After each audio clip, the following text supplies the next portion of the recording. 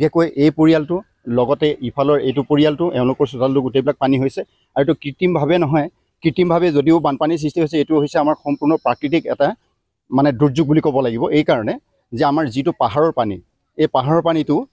মানে বৈ আহে আৰু পথাৰৰ মাজেৰে এনেকৈ আচলতে ছাইডেৰে অকণমান ডুং আছিলে ডুঙেদি সেইফালে পানীটো বৈ যায় বৈ যোৱাৰ ফলত এনেকুৱা এটা কাৰো আজিলৈকে এনেকুৱা তাৰমানে এটা কণ্ডিশ্যনৰ সৃষ্টি হোৱা নাছিলে কিন্তু দেখা গ'ল যে কিছুদিনৰ অৰ্থাৎ যোৱা বছৰ আমাৰ এই ৰাজগড় নিবাসী প্ৰণৱ দাসে ইয়াত কি কৰিলে চৰকাৰীভাৱে তেওঁলোকে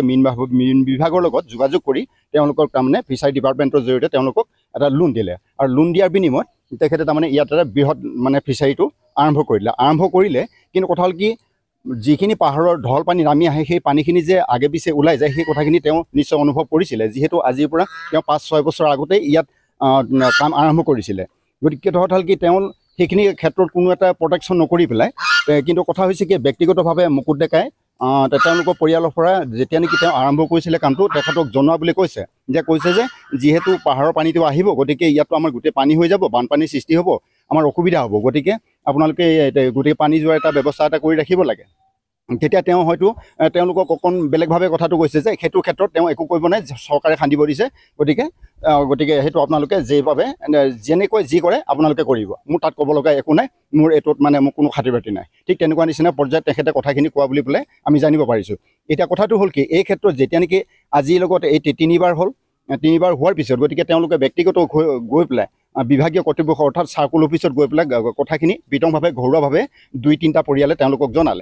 জনোৱাৰ পিছত তেওঁলোকে চাৰ্কুল অফিচে প্ৰথম অৱস্থাত কোনো গুৰুত্ব দিয়া নাছিলে কিন্তু তৃতীয় দিনত মানে তেওঁলোকে আকৌ গ'ল আৰু গাঁৱৰো কিছু মানুহ গ'ল মহিলাৰ তেনেকুৱা সজাতি দল এটা যোৱাৰ দৰে গৈ পেলাই যেতিয়া নেকি চাৰ্কুল অফিচত গৈ পেলাই এই কথাখিনি আলোচনা কৰাৰ পিছত তেখেতসকলে তুৰন্তে কি কৰিলে মানে মণ্ডলক